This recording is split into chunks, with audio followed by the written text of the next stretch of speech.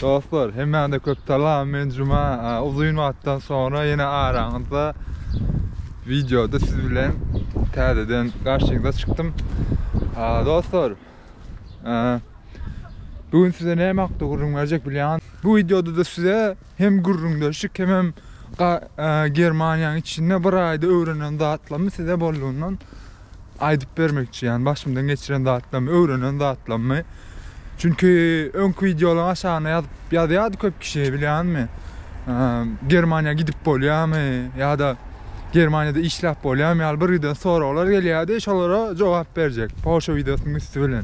Bolya mı bolun okma? Şoları kayıskaça bildiğimden aydıp verecek. Dostlar, kayıskaça aydamda men özüm edil hazır kuvatta Germaniyanın Hamburg şehrine yaşayan Aydışım yani bir ayda at bolup gelenme Hamburg şehrimde derler, hasta olsa Hamburg şehrine yakınrak bir yer, yani maşin bilen 15 saat da uzaklığı.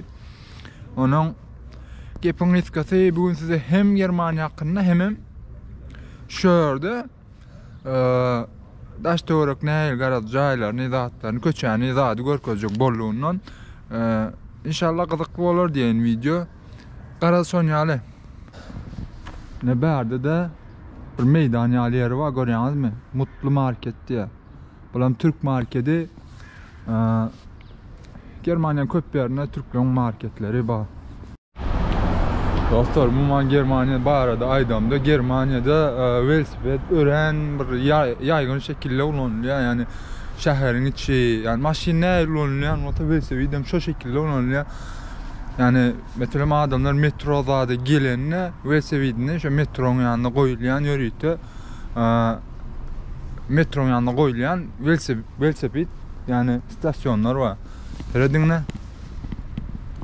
Şu görüyenler velosipedinin aşağı pol velosiped koyulayan yer. Ne şöyle şeyle. Ve berde velosipedler için ayrıca bir yol var, yani velosiped sürüyenler için ayrıca bir yol var.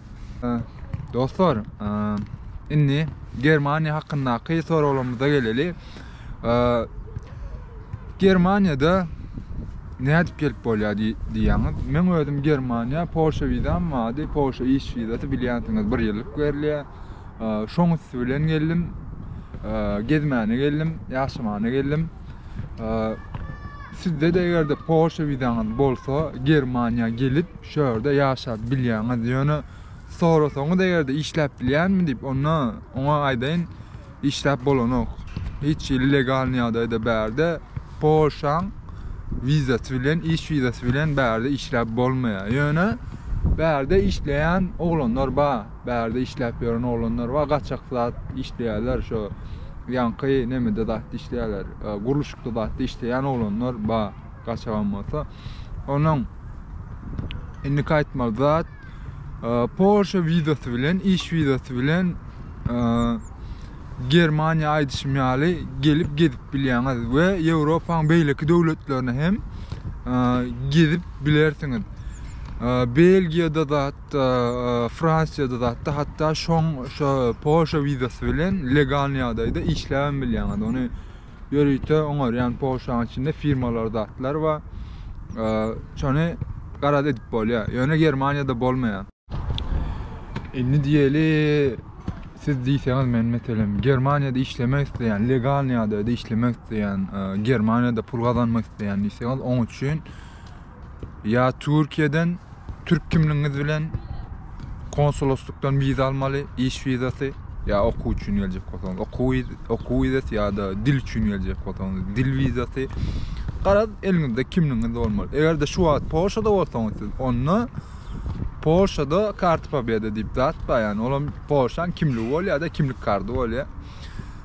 Şol eliňizde bolsa, şoň üstü bilen alyp bilýäňiz. Ýani hiç ýeli mesele ýok, şol adyňyz bolmaly. İş üçin hem, ýani nem üçin hem, okuw üçin hem şol gerek, kimlik kart gerek. Dostlar, ondan başga da Germaniýada da gelmekçi bolýanlar üçin ýa okumana gelmekçi bolýanlar zatlar üçin ýa işlemana gelmekçi bolýanlar üçin iň möhüm zatlaryň birini aýdaýyn, dil öwreniň. Yani german dilini hökmani suratda öwrenin. Yani german dili gatym ýokum bärde. Kän rusçada işe yaranok, onuň ingilisçede işe yaranok. Ingilisçe bilýärler ýöne gürleşmeýärler düşünýärmi? Öz dillerini ýaman hormatly millet bilýän. Kän gürleşenoklar teňle ingilisçe zat diňe öz dillerine gürleşýärler. Şoň üçin size maslahat berip biljek zatlamyň biri egerde şöyle geljek bolýarmysaňyz işlemäni hökmani suratda german dilini öwrenin. Yani A1, A2 derejesinde bolsa hem şonu öwrenseňiz sizin üçin has gowy bolar.